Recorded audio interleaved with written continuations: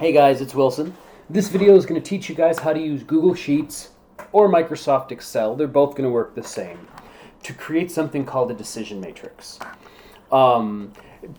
People do these decision matrices a little bit different. I'm showing you guys my way, and I also want to show you guys some really cool tricks you can use in a spreadsheet program to do these sorts of things.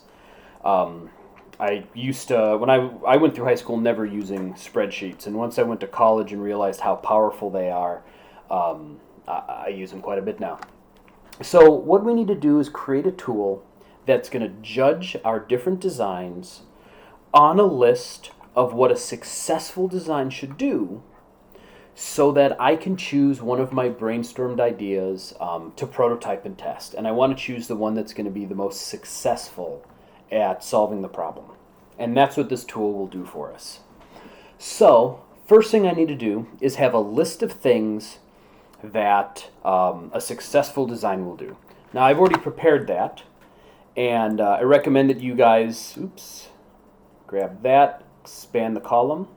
I recommend you guys pause the video really quick and you can type these in as you guys create a spreadsheet. But if you guys think about it, your design has to be able to be built out of materials you have, out of processes that you guys have available to you. If you need a perfectly round hole for something and you don't have the tools to cut that, you don't have a successful design. Can birds or squirrels safely feed from the design, or hummingbirds, whatever you're choosing?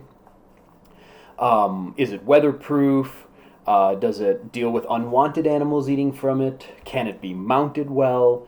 And does the design hold food without spilling? When you guys do design work, it is so important to think about these questions, or you might go through a lot of effort and a lot of energy and materials and time and money, and all of a sudden you design something that's going to melt the first time it rains because you made it out of egg cartons. So, super important to have a really good list here. So we got that. And then the next thing we need is some labels for our designs. Now, I tend to just do design 1, design 2, design 3, design 4, and I label them in my sketchbook.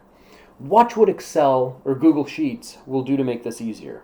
See this little knob right here? If I grab that, my cursor changes shape, and I can drag this over, and it assumes a pattern. And this is super powerful. If I put Monday here, I can drag this down, and it gives me days of the week. If I give it 1 and I drag it, it just says 111. If I give it 1 2, highlight both of those, click that knob, it gives me a count. If I go 2 4, it'll give me even numbers.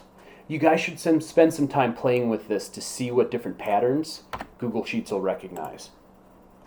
So I have those there. I have these here. And now I have an opportunity to score each one of these designs based on how well it does a given criteria, how well it solves the problem.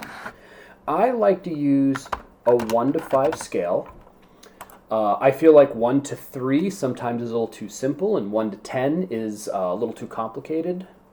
I like using an odd number for my scale because then you have a number in the middle. So 3 would be in the middle. But you guys can choose something different here. So let's say, you know what, I want this to be a quick video. So what I'm going to do is I'm going to just populate these with random numbers. Move my finger over, get some more 5s.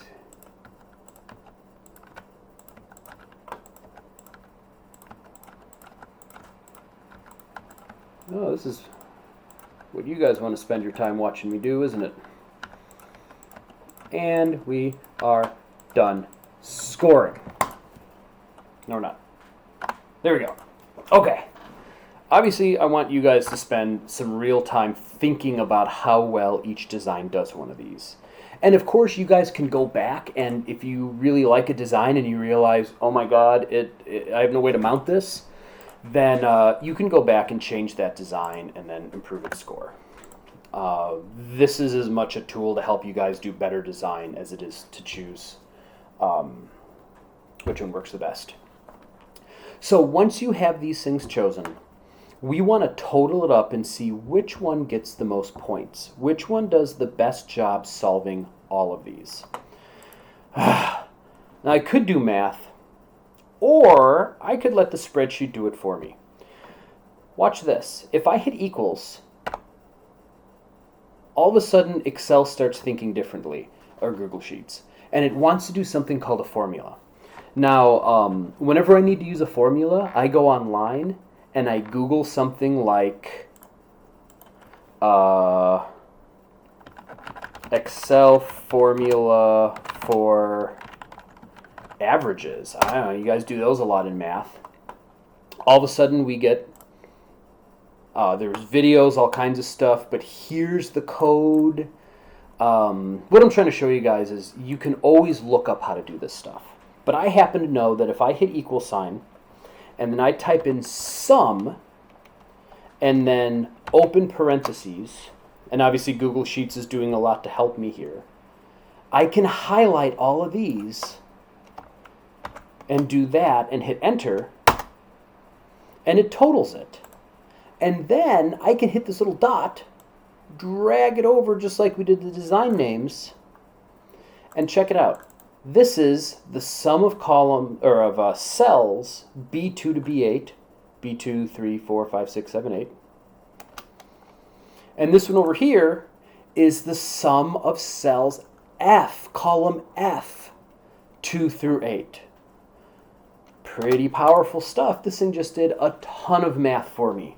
Imagine if you guys figure out how to get your math homework in here. You do a whole night's work in seconds. So, there we go. And what I find out is design 3 is my best. So this is the design that I would move into the next step of this project, and that's the one I should build. But, you know, this didn't get very good score here, and let's say this is really, really important.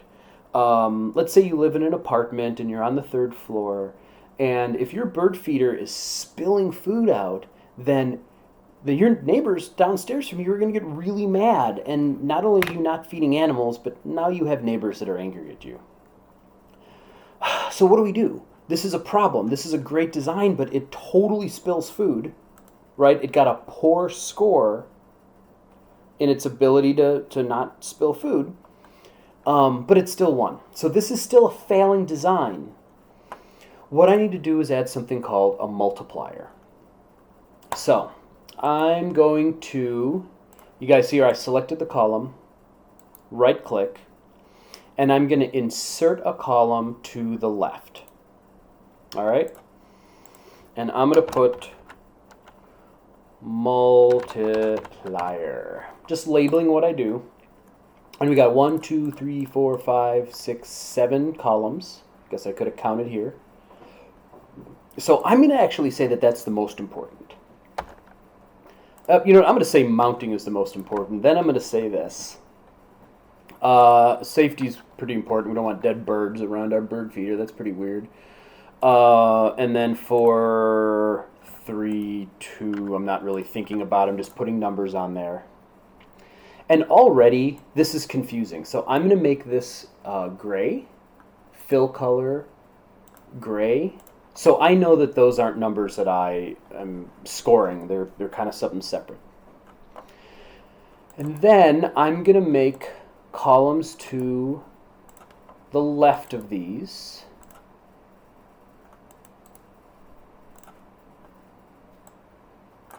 And this is getting really big. It's going to be hard to see it. So what I'm going to do is grab all these columns. I'm grabbing them up here, not in the cells. And see how when I get between them, it lets me change their size? This is going to change all of them at the same time. See how they all got shorter? And now I can see all 7 designs in my screen. Awesome. And now we're going to do a little bit of Excel magic. I want this cell to be equal to the raw score that I gave it times to multiply in Excel or Google Sheets is Shift-8. It's the asterisk. This cell, and I hit Enter. And then, of course, I can drag this down. And I always like to check my math. 6 times 4 is 24. 7 times 1 is 7. 3 times 4 is 12. Okay, so this is working. And then I'm going to... I think I pretty much just have to type it in each time. Equals this times this. Enter. Equals this times this. Enter. This equals this times this. Enter. And in the essence of time, I'm going to delete these ones just so we can keep this video short. Grab these multipliers and drag them down.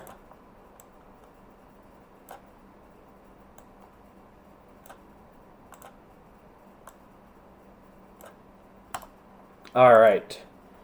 I'm going to delete these totals because they're no longer that relevant to me.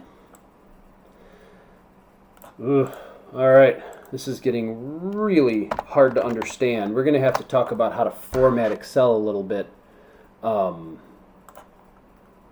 Yeah, I'm not even choosing the right columns. This is so complicated looking.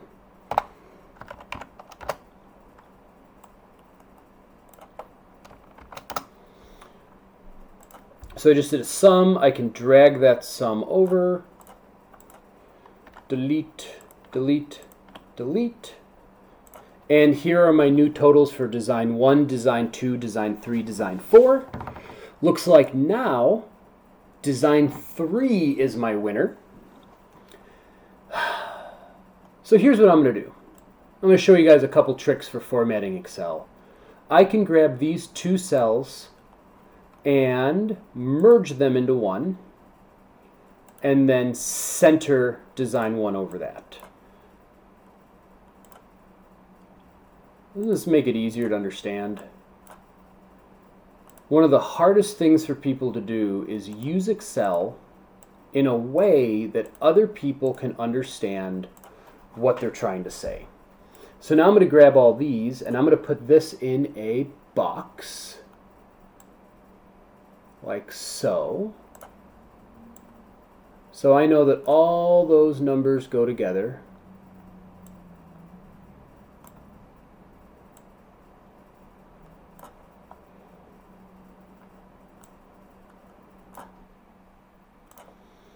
And some of these buttons might be in a little bit different places in Excel versus Google Sheets, but you can spend some time to get used to it. I bet I can merge these and center that. That looks pretty good.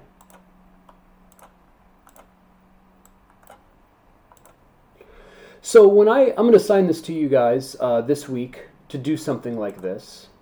I don't expect you to follow my formatting exactly. Although you're welcome to do so. But I want you guys to think about making the data easy to read. Because I'm going to have to understand it too. So if you make it ugly or confusing, then it's going to be ugly or confusing.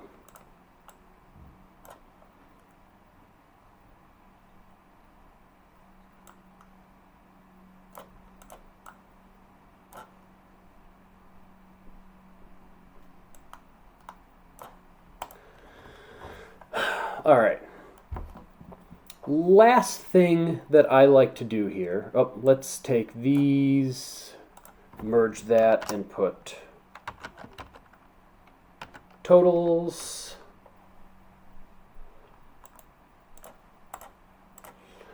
And I'm going to take a look at a print preview, and I see that I probably want to delete that, and I could probably go in and make some of the text bigger. So I could just grab all this, and let's make these cells a little bigger, make these cells a little bigger so it's not as cramped. Oh boy.